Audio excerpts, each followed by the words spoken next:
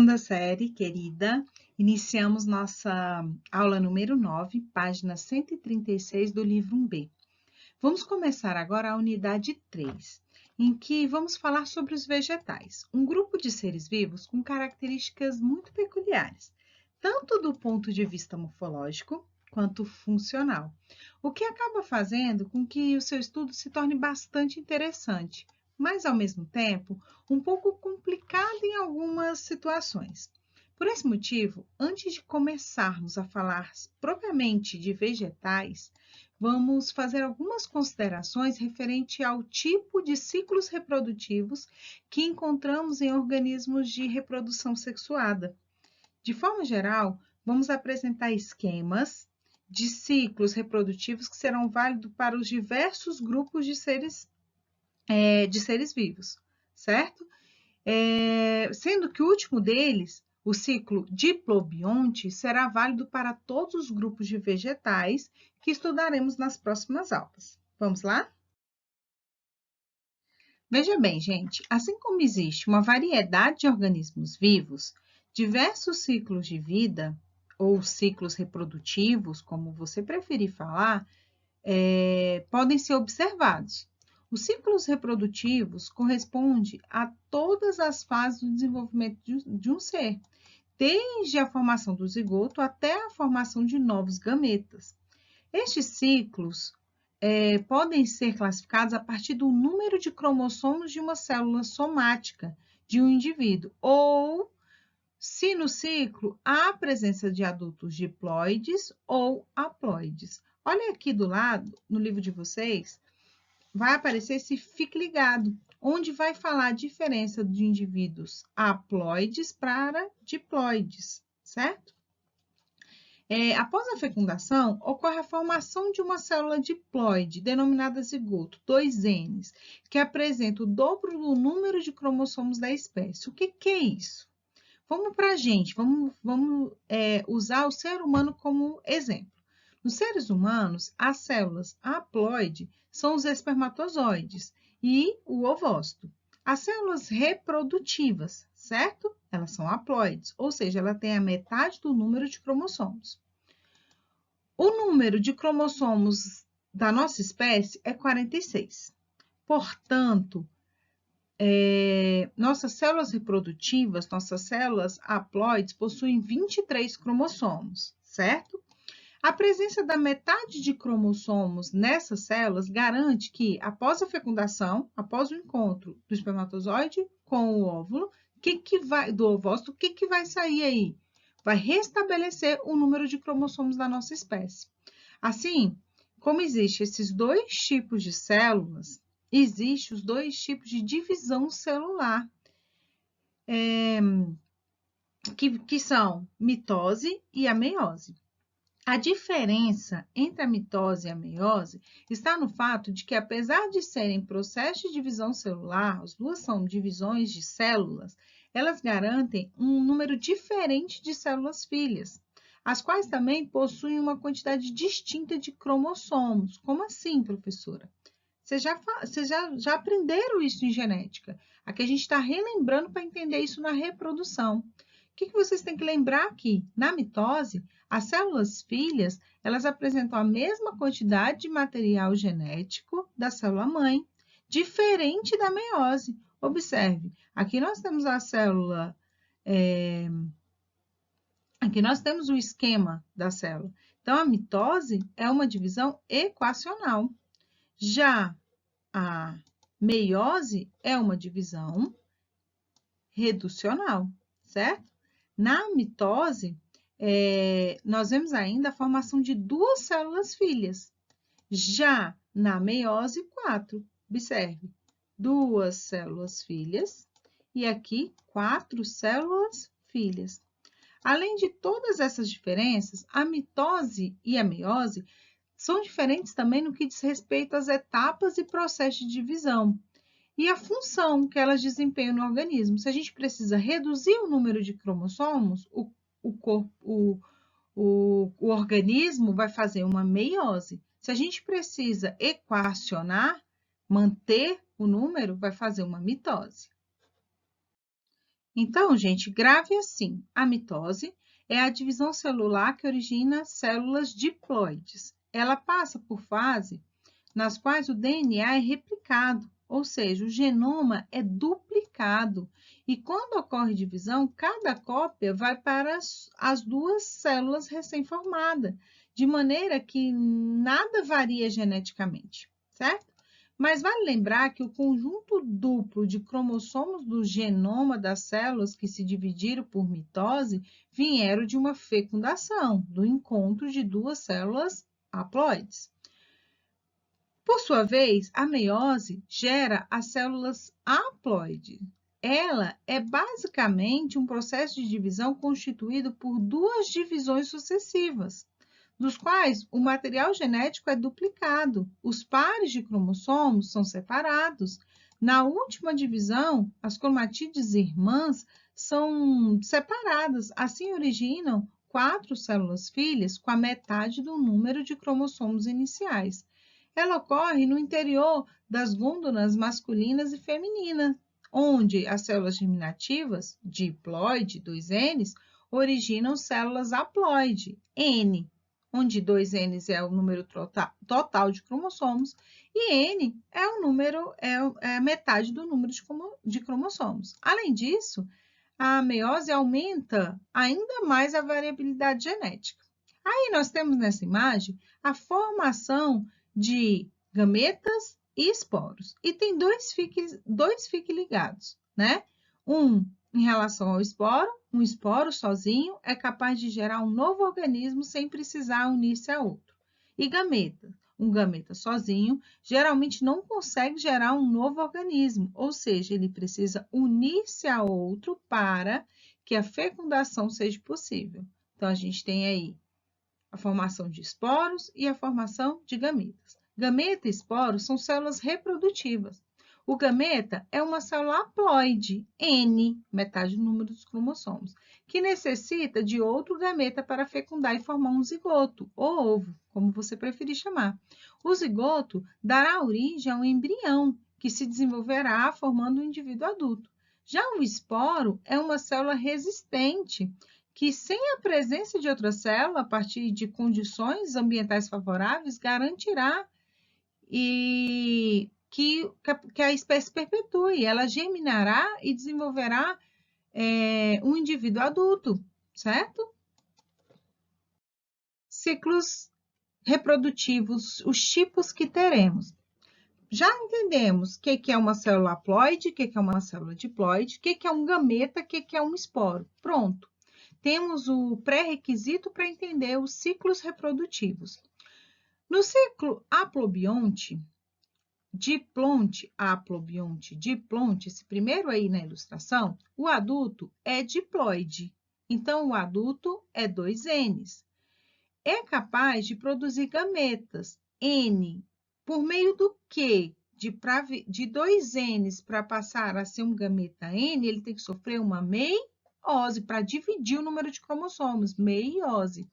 O gameta masculino e feminino vão se fundir e formar um zigoto diploide. O zigoto divide-se por meio de mitose, várias mitoses, e forma um indivíduo adulto diploide, 2Ns, certo? Esse é capaz de produzir gametas. Esse aí, então, é o nosso ciclo reprodutivo. Percebe-se, portanto, que nesse ciclo apenas os gametas são haploides e a fase adulta é sempre diploide. Então, nós temos aqui gametas, haploides, com metade do número de cromossomos, AN, a partir do zigoto e o adulto, 2Ns, certo? Então, possui apenas uma fase adulta diploide e a meiose é gamética. A meiose é para formar gametas. No ciclo haplobionte-aplonte, o indivíduo adulto é haploide, diferente do outro que era diploide. Ou seja, possui apenas um grupo de cromossomos, só tem N. Nesse ciclo, o adulto produz gametas, N também, que posteriormente vai fundir gameta masculino mais feminino, formando um zigoto diploide, 2 N's. O zigoto é diferente do adulto, percebe? O zigoto, então, passa por um processo de meiose, já que ele era 2 N's e o adulto dessa fase é N, ele precisa se dividir para virar um adulto normal, dando origem às células haploides, que, por sua vez, originarão um adulto haploide pelo processo de mitose. Então, a gente tem que ver aonde acontece aqui a mitose. Sempre você vai procurar olhar onde acontece a mitose. Nesse ciclo, apenas o zigoto é diploide. E a fase adulta, a única fase adulta é haploide. Então, o adulto é haploide, ele é N, e só o zigoto é 2 N's. Então, vamos pensar. Nós estamos olhando para o adulto haploide. Estamos olhando para o adulto diploide. Fechou? Finalmente, a gente chega aqui no ciclo reprodutivo mais importante ao se estudar vegetais. É o ciclo diplobionte. No ciclo diplobionte, a gente observa a presença de 2 gerações adultas. Olha aqui. Uma geração haploide e outra geração diploide. Nesse ciclo ocorre, portanto, o que nós chamamos de alternância de gerações. O ciclo diplobionte ele vai começar aqui, ó, nos gametas, tá? É quando os gametas N, haploide, funde-se formando um zigoto 2 N's. Então, nós temos aqui a formação do zigoto 2 N's. Então, vai fundir, fecundar, formar um zigoto 2 N's. Esse zigoto vai sofrer mitose e vai originar um adulto 2 N's. Está aqui a fase esporófito 2 N's, a fase diploide. O adulto produz células haploide, então ele vai fazer uma meiose, porque vai passar de 2 N's para M e tem que dividir. Ele vai sofrer uma meiose e vai produzir esporos. Esses esporos são N, tá? O adulto, então, produz células haploide, no caso aí, esporos, N, que dará origem a um novo adulto haploide. Aí tem aqui a fase adulta haploide. Então, nós temos uma fase esporófito, 2 N's, e uma fase gametófito, N, duas alternância de gerações, tá? Isso dará início ao ciclo tudo de novo. Agora, eu vou colocar um vídeo para vocês que é menos de 5 minutos do canal Me Gusta Bio. Para quem curte paródia e explicações bem rápidas, vale a pena seguir. Façam também, deixa eu tirar aqui a canetinha, as atividades da página 140. Fala, galera! Então vamos dar aquela resumida legal nos ciclos reprodutivos. Ciclos reprodutivos, eles se subdividem em 2 grandes grupos. Os ciclos haplobiontes, que é onde a gente tem apenas uma forma de vida predominante, e o diplobionte, 2 formas de vida predominante, adultas ali. Se esse ciclo haplobionte for haplonte, o indivíduo adulto ele é haploide. Se for diplonte, o indivíduo adulto, a forma predominante, é diploide. Então dá uma olhada agora, calmamente, em cada um desses 3 tipos de ciclos reprodutivos. No ciclo haplobionte, haplonte, né, que antigamente era conhecido como ciclo haplobionte, então você ainda pode encontrar em algumas questões esse tipo de denominação, ele é aquele que, claro, haplobionte significa o quê? Lembra? Apenas uma forma de vida predominante, adulta ali, uma forma de vida. E essa forma é haploide, por isso haplobionte, haplonte. Nesse ciclo de vida, que não é tão comum a gente observar nas questões e por aí, a meiose ocorre no zigoto, é chamada meiose zigótica ou inicial. Galera, para cada um dos 3 tipos de ciclo reprodutivo, sempre prestem atenção onde está acontecendo a meiose. Então lembra como eu falei, nesse ciclo tem uma forma de vida predominante e ela é haploide. Então o organismo haploide, adulto, produz gametas. Esses gametas são haploides, então teve uma mitose, já que célula haploide não pode sofrer meiose. Para que serve gameta? Fecundação. Então a fecundação de 2 gametas haploides origina um zigoto diploide, 2N. Se o organismo é haploide, a meiose aconteceu ali. Olha que bizarro, a meiose é zigótica ou meiose inicial. Quem tem esse ciclo de reprodução? Alguns fungos, alguns protozoários e também algumas algas verdes. Beleza? Então esse é um ciclo haplobionte, haplonte, meiose zigótica ou inicial. Aí temos o outro ciclo haplobionte, o haplobionte diplonte. Lembra, haplobionte uma forma de vida predominante, diplonte, porque ela será diploide. Esse ciclo antigamente era chamado de ciclo diplobionte, beleza? Presta atenção nisso. Então, apenas uma forma de vida adulta ali é predominante, e essa forma de vida ela é diploide. Então, por isso, haplobionte diplonte. Onde ocorre a meiose nesse ciclo de vida? A meiose ela vai ocorrer para a formação de gametas, conhecida como meiose gamética ou final. Você, a essa altura, já deve estar imaginando que esse é o nosso ciclo. Exatamente. Nós temos uma forma de vida predominante adulta e nós somos diploides, 2N. Temos 2 lotes de cromossomo. A nossa meiose ocorre para a formação de gametas, portanto, ela é conhecida como meiose gamética ou final, que seria o final do nosso estágio, todo o ciclo de vida.